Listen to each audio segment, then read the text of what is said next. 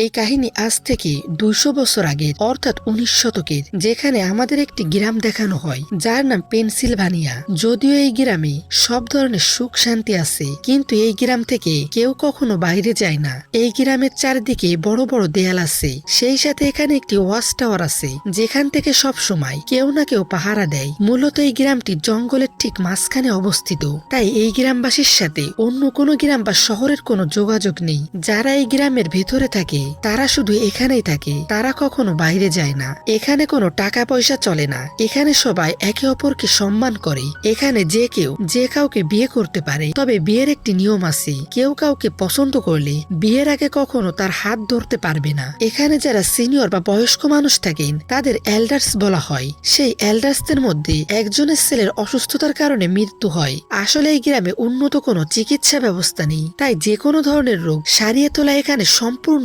অসম্ভব। পরের দিন সকালে দেখা যায় সবাই একসাথে বসে খাবার খাচ্ছে, আর তখনই জঙ্গল থেকে অদ্ভুত সব আওয়াজ আসতে শুরু করে, যা শুনে সবাই ভয় পেয়ে যায়। কিন্তু এখানে নোভা নামের একটি ছেলে আছে যার মানসিক অবস্থা ঠিক নেই। সে আওয়াজ শুনে হাসতে শুরু করে, কিন্তু তাকে কেউ বিরক্ত করে না বা তার মজাতে বিরক্ত হয় না, কারণ এই গ্রামের সবাই একে অপরকে খুব ভালোবাসে এবং একে অপরের পাশে দাঁড়ায়। পরের দিন সকালে দেখা যায় একটি পশুর মৃতদেহ পাওয়া গেছে। এরপর গ্রামের এল্ডার্সরা একটি মিটিং ডাকেন এবং আলোচনা শুরু করেন যে পশুটিকে কে মেরেছে। তখনই লুসিয়াস নামের এক যুবক সেখানে আসে এবং এল্ডার্সদের কাছে অনুরোধ করে যে সে এই গ্রাম থেকে বাইরে যেতে চায়, যাতে সে চিকিৎসা সুবিধা নিয়ে আসতে পারে। সে বলে, আমাদের আশেপাশে নিশ্চয় দূরে কোনো গ্রাম আছে, আমাদের একসঙ্গে চিকিৎসার অভাবে মারা গেল। যদি এখানে চিকিৎসা সুবিধা থাকতো তবে তাকে বাঁচানো যেত, কিন্তু তার এই অনুরোধ পুরোপুরি প্রত্যাখ্যান করা হয়। এর কারণ হলো এই গ্রামের চারপাশে জঙ্গলে যে শয়তানেরা অর্থাৎ রাক্ষসেরা থাকে, তারা আগে গ্রামে এসে আক্রমণ করত, কিন্তু এল্ডার্সরা তাদের সাথে একটি চুক্তি করেছেন, যে চুক্তি অনুযায়ী কেউ কখনো এই গ্রাম থেকে বাইরে যাবে না। এল্ডার্সরা সেই চুক্তি ভাঙতে চান না, কারণ যদি তারা তা করেন তবে শয়তানরা গ্রামে এসে আবারও আক্রমণ করবে। শয়তানদের সাথে এই চুক্তি শুধু এল্ডার্সরাই করেছেন এবং তারাই তাদের দেখেছেন, কিন্তু নতুন প্রজন্ম জঙ্গল থেকে তাদের আওয়াজ শুনতে পায় এবং অনেক সময় বিভিন্ন চিহ্নও পায়, কিন্তু নিজ চোখে কখনো দেখেনি। তারা শুধু জানে যে জঙ্গলে শয়তান থাকে, তবে লুসিয়াস সে শয়তানদের ভয় পায় না, তাই সে জঙ্গলে যেতে চায়, কিন্তু তাকে অনুমতি দেওয়া হয় না। এই গ্রামে আইভি নামের এক মেয়ে থাকে যে চোখে দেখতে পায় না। সে অন্ধ হলেও তার ইন্দ্রিয় এবং বুদ্ধি খুব প্রখর। সে নোভাকে নিয়ে লুসিয়াসের কাছে যায় এবং বলে, আমি জানি তুমি কেন আমার হাত ধরো না, কারণ তুমি আমাকে ভালোবাসো। এবং এটাই সত্যি যে লুসিয়াস আইভিকে অনেক ভালোবাসে, কিন্তু কখনো বলতে পারে না, কারণ লুসিয়াস সেই গ্রামের সব থেকে ধনী ব্যক্তির মেয়ে। তখনই লুসিয়াস দেখে যে নোভার হাতে একটি লাল রঙের ফল আছে, যা শুধুমাত্র জঙ্গলে পাওয়া যায়। এই গ্রামের ভেতরে কখনো লাল রং আনা হয় না, সেটা লাল কাপড় হোক বা ফুল কিংবা ফল। যখনই লাল রং দেখা যায় সেটা মাটিতে পুঁতে ফেলা হয়। লুসিয়াস বুঝতে পারে যে নোভা জঙ্গলের ভেতরে গিয়েছিল এবং শয়তানরা তার কোনো ক্ষতি করেনি, তাই সে আবারও এল্ডার্সদের কাছে গিয়ে বলে, নোভার হাতে সেই লাল ফল আছে যা শুধু জঙ্গলে পাওয়া যায়। এর মানে সে জঙ্গলে গিয়েছিল এবং তার সাহসের কারণে শয়তানরা তাকে কিছুই করেনি।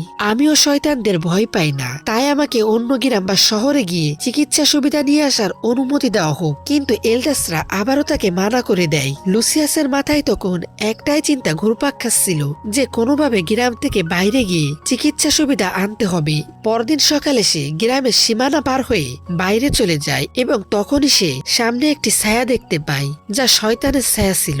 সে সীমানার ভেতরে ফিরে আসে। ওই রাতে ওয়াচ টাওয়ারে যে পাহারা দিচ্ছিল সে টাওয়ারের নিচে একটি শয়তানের ছায়া দেখে এবং খুব ভয় পেয়ে যায়, ফলে জোরে জোরে বেল বাজাতে শুরু করে।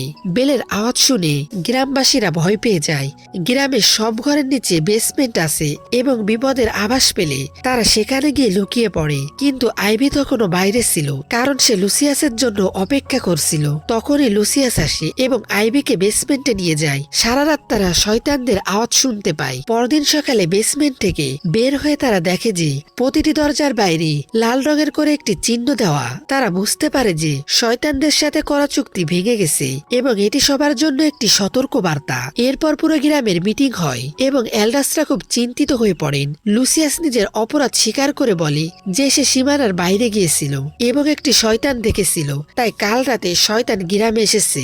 সবাই জানে লুসিয়াসের উদ্দেশ্য গ্রামে গ্রামের ভালোর জন্য ছিল, তাই তাকে ক্ষমা করে দেওয়া হয় এবং নির্দেশ দেওয়া হয় যে আজ থেকে সে আর কখনো সীমানার বাইরে যাবে না। এদিকে আইবির বোনের বিয়ে হয় এবং পুরো গ্রাম খুশিতে মেতে থাকে। বিয়ের পর সবাই যখন ঘরে ফিরে যায়, দেখে যে তাদের ঘরের বাইরে কেউ মরা পশু ঝুলিয়ে রেখেছে।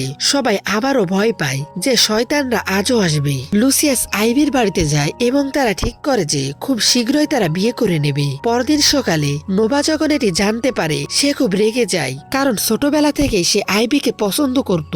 প্রতিশোধ নিতে সে লুসিয়াসকে ছুরি দিয়ে আঘাত করে। লুসিয়াসের অবস্থা খুব খারাপ হয়ে যায় এবং তার বাঁচার সম্ভাবনাও কম, কারণ গ্রামে চিকিৎসা নেই। শাস্তি হিসেবে নোভাকে কোয়াইট রুমে বন্দি করা হয়, যেখানে অপরাধীদের সাজা হিসেবে রাখা হয়। আইবি যখন জানতে পারে নোভা লুসিয়াসকে জখম করেছে, সে খুব ভেঙে পড়ে। তার বাবা এডওয়ার্ড, যিনি এল্ডাসদের একজন, আইবিকে বলেন যে যখন আইবির চোখের জ্যোতি চলে গিয়েছিল তখনও তিনি কিছু করতে পারেননি, কিন্তু এখন তিনি চান আইবি জঙ্গলে যাক। এডওয়ার্ডের স্ত্রী তাকে বাধা দিলেও আইবি প্রতিজ্ঞা করে যে সে জঙ্গল পার হয়ে অন্য শহর থেকে ওষুধ নিয়ে আসবে। তার বাবা এডওয়ার্ড তাকে সমর্থন করেন এবং অন্য এল্ডাসদের বিরুদ্ধে গিয়ে তাকে অনুমতি দেন। তবে যাত্রার আগে তিনি আইবিকে একটি গোপন ঘরে নিয়ে যান এবং এমন কিছু রহস্য জানান যা আগে কাউকে বলা হয়নি। আইবির সাথে আরো 2 যুবককে পাঠানো হয় যারা খুব ভীত ছিল, কিন্তু আইবি ছিল নির্ভীক, কারণ তার বাবা তাকে জানিয়েছিলেন যে এখানে আসলে কোনো শয়তান নেই। গ্রামের মানুষ যাতে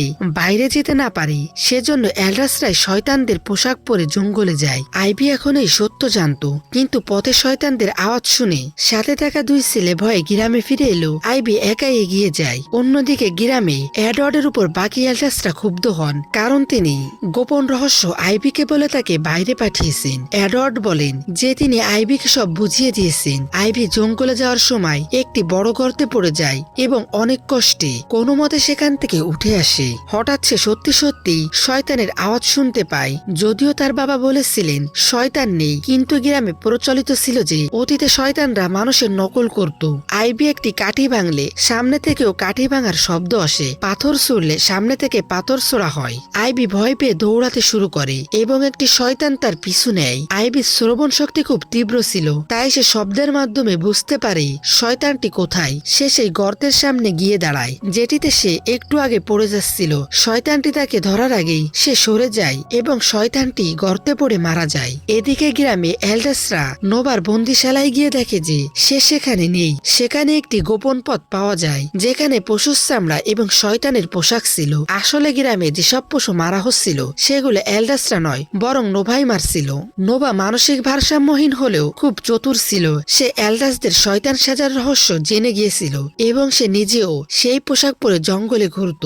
নোভাই আইবির পিছু নিয়েছিল এবং সেই গর্তে পড়ে মারা যায়। সেখানে কোনো শয়তানি ছিল না।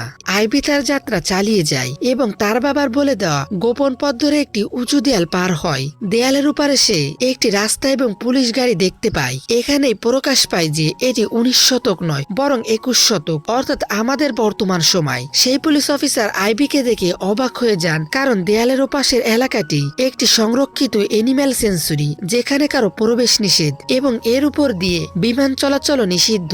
তাই গ্রামবাসীরা কখনো জানতে পারেনি যে তারা বর্তমান সময় থেকে বিচ্ছিন্ন হয়ে 200 বছর পুরনো জীবন যাপন করছে। আইবি পুলিশ অফিসারদের কাছে সাহায্যের আবেদন করে এবং তার বাবার দেওয়া চিঠি এবং একটি সোনার ঘড়ি দেয়। যেহেতু গ্রামে টাকা নেই, পুলিশ অফিসাররা আইবির সরলতা দেখে মুগ্ধ হয়ে তাকে প্রয়োজনীয় ওষুধ এনে দেয়। আইবি ওষুধ নিয়ে গ্রামে ফিরে আসে এবং জানায় যে জঙ্গলে শয়তানকে সে মেরে ফেলেছে।